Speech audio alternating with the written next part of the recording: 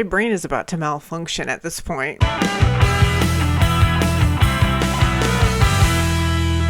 Hello everyone and welcome back to my channel. I am Molly, and in this video I'm going to be listening to the album The Path of Totality by the band Korn. Now this is Korn's 10th studio album. They released this one in 2011, and on my channel here I've gradually been going through all of Korn's albums in order of when they were released, and so far we're kind of in this middle chunk of their albums where they're doing a lot of experimental stuff. They're kind of going more into the electronic side of their sound, and from what you all have been telling me, The Path of Totality is very different for Korn, and I'm just really curious to hear this album and just see what craziness Korn is going to unleash on this one. Okay, so starting The Path of Totality off, we have track 1, which is called Chaos Lives in Everything, and this one is featuring Skrillex. I know Skrillex is an EDM artist, so this is bound to be interesting.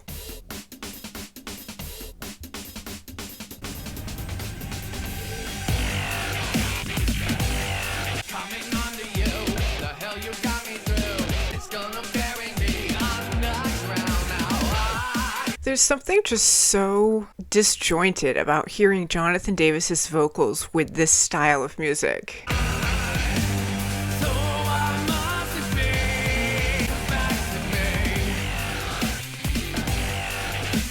There's actually something about this chorus part that I kind of like. There's something very smooth about it, even though it's got that beat going on.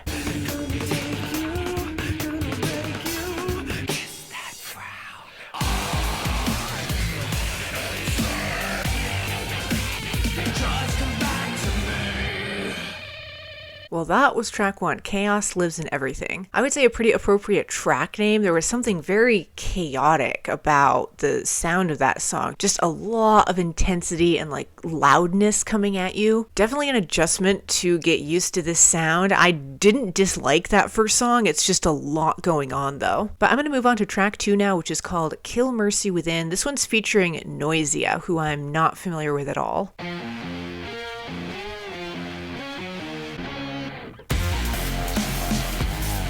Again, at the start here, I would have no clue this was a Korn album. No clue at all.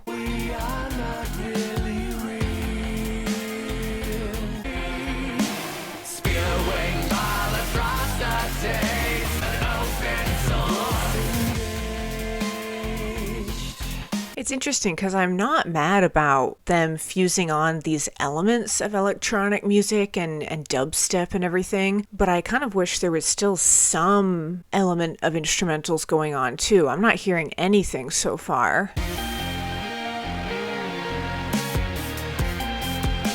Yeah, see, I actually really like this song from an EDM perspective, like without the vocals.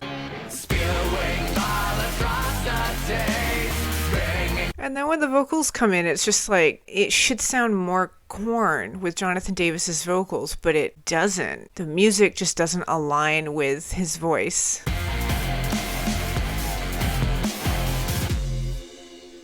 That was track 2, Kill Mercy Within, featuring Noisia. I actually really loved the instrumental side of that song. The parts where they didn't put Jonathan Davis's vocals on, I was actually really enjoying just from like an electronic music perspective. But then again, when Jonathan Davis's voice comes on, I just associate that sound with Korn, and the music is not lining up with that, if that makes sense. I don't know, my brain is just so scrambled right now with different noises and everything. It's so strange.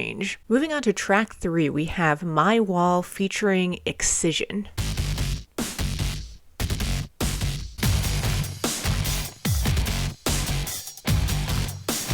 Very explosive start to this one.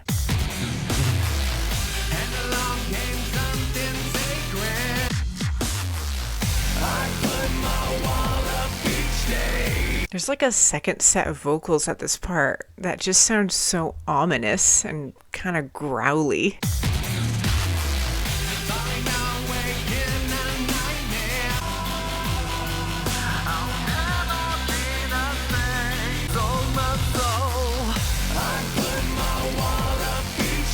I put my wall up each day, you tear it down. It just sounds like this song is tearing it down. Like it's so intense with its delivery.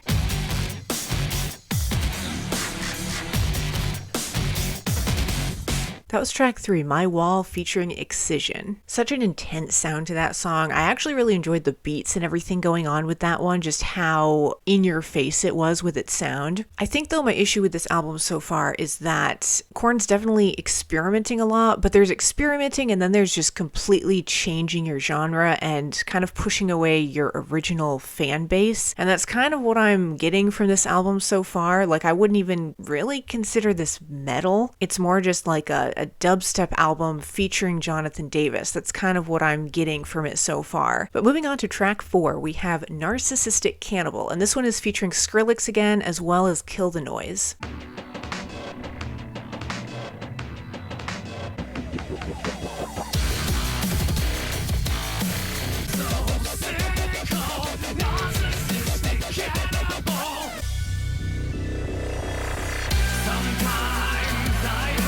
This track has kind of a smooth quality to it at times, like here on the chorus.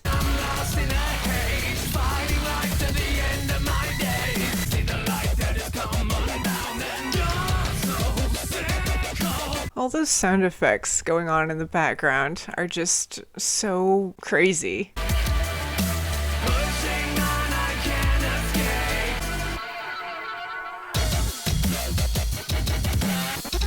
Alright, and then we've got the drop going on here. This definitely has Skrillex written all over it. It just sounds like Skrillex.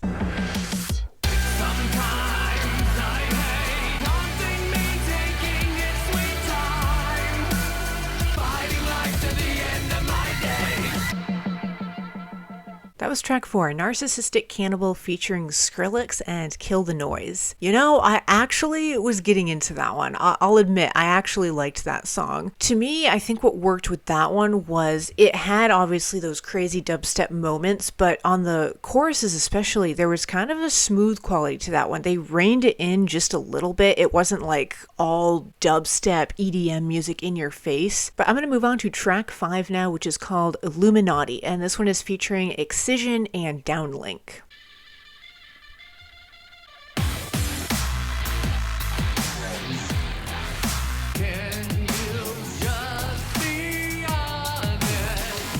All right, it's like slowly building up.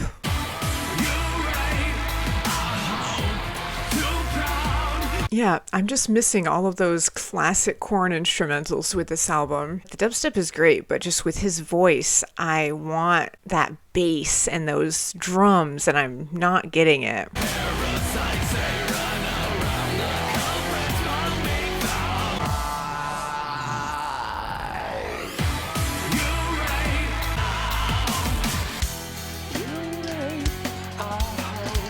Okay, we got a little percussion here at the end.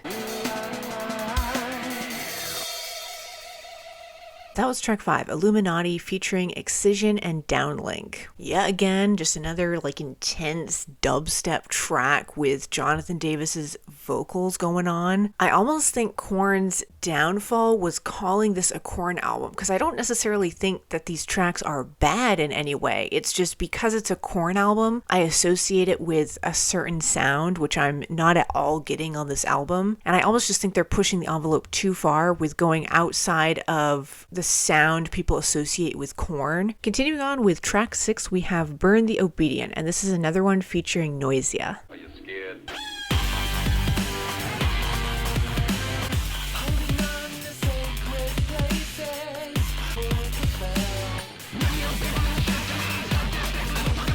All right, some intense vocal distortion going on now.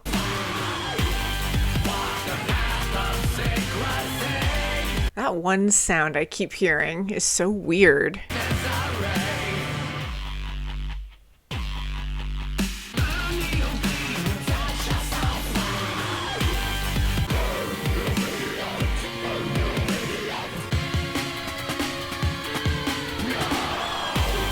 Yeah, there's just something so heavy about the sound of this track.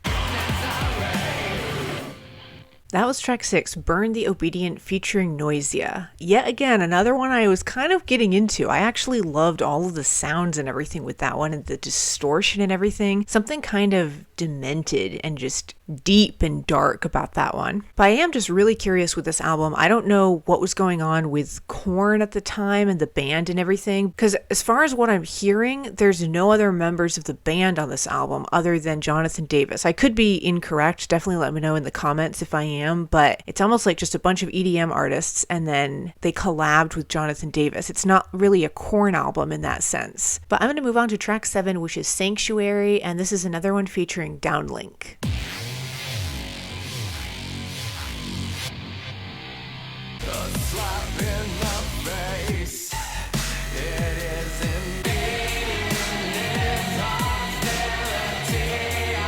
There's kind of a hollow sound to this track.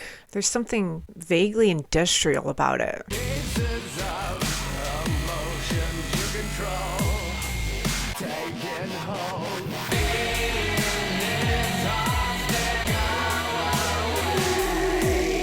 Like, there's elements on this track in the background I'm picking up on that are vaguely reminiscent to me of 9 Inch Nails. Like, if you strip away the vocals and the dubstep, just like that background electronic element is very 9 Inch Nails-esque.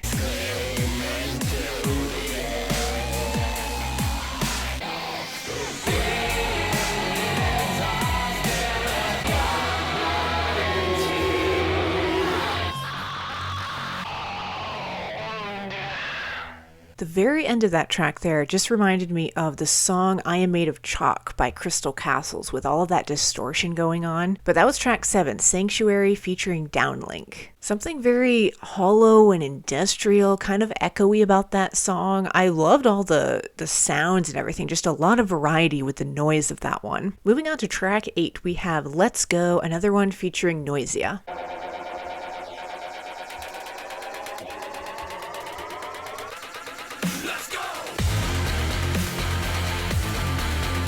All these songs just have so much energy.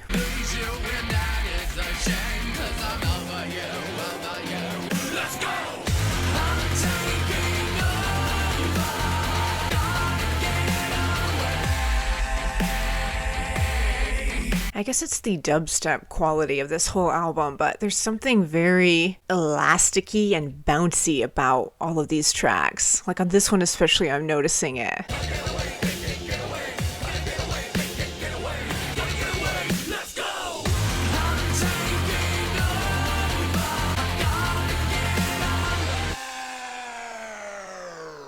That was track 8, Let's Go featuring Noisia. I loved how with that one they kind of just ramped it up and then they just brought that beat drop at the chorus. For as intense as this album is going though, with all of these drops and electronic beats and everything they're delivering on, it's still not as hard hitting as like Korn's earlier stuff in my opinion. There's just something so raw and intense about Korn's earlier sound that I'm really desperately missing on this album. But moving on to track 9, we have Get Up, and this is another one featuring Skrillex.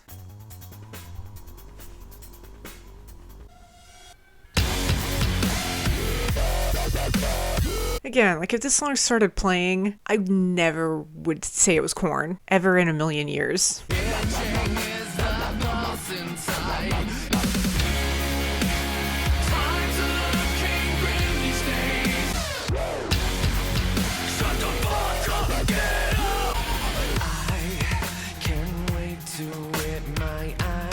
Again, I like how in this one they're kind of embracing these quieter parts at times.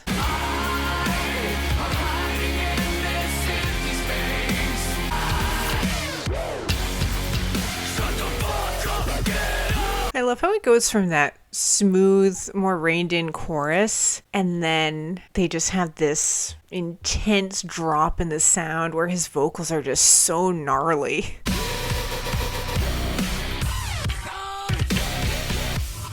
My brain is about to malfunction at this point.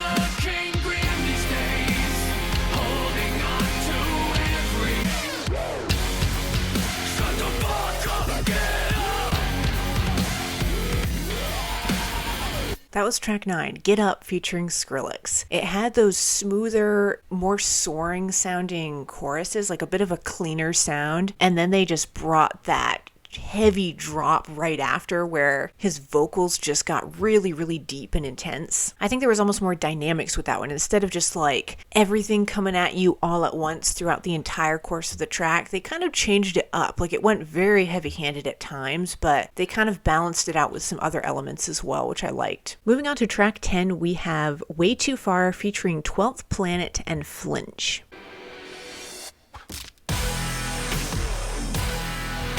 I don't know what that sound effect was. Here it comes, once again, about to begin. His vocals, it's like a dog barking. They've just got such this low intensity to them. Sometimes I just and then they kind of contrast it with these background vocals that have a lighter, more ethereal quality to them.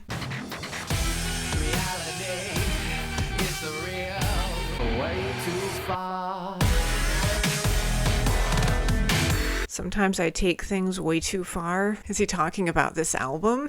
They definitely took their sound very far out into the experimental realm on this one, though.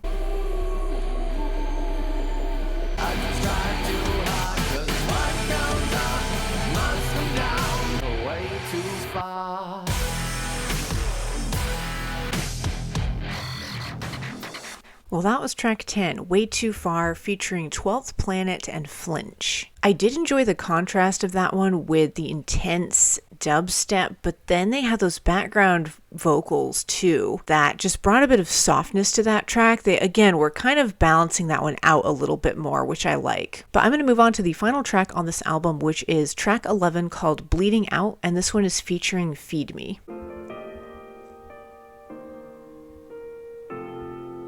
All right, some unexpected piano here at the start. Something tells me that that's going to change real soon.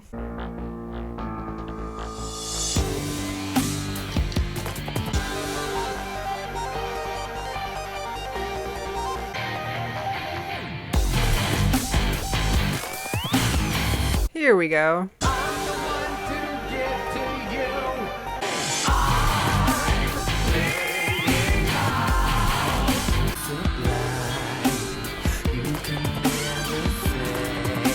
I don't know what that noise is.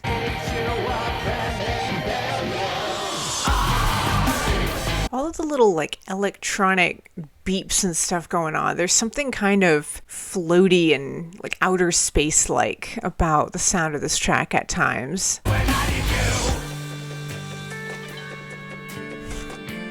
Oh, Korn, you gotta love them. They make a dubstep album and they still infuse their bagpipes on.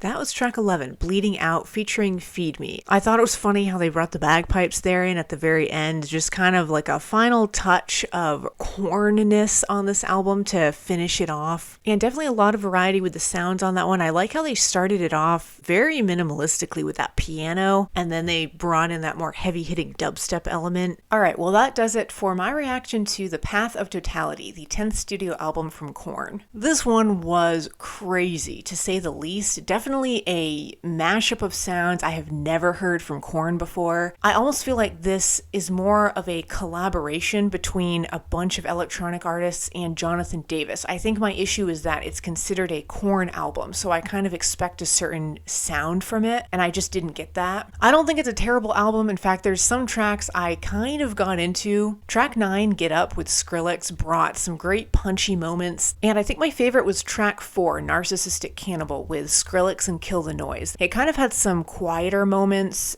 that made the dubstep a little bit less heavy-handed, which I kind of appreciated. It gave you a moment to breathe. But I sure am excited to see where the heck Korn is going to go next. I just never know what to expect with them, so definitely stay tuned for more Korn album reactions. And yeah, as usual, thank you all so much for watching. Stay tuned, and I will see you in the next video.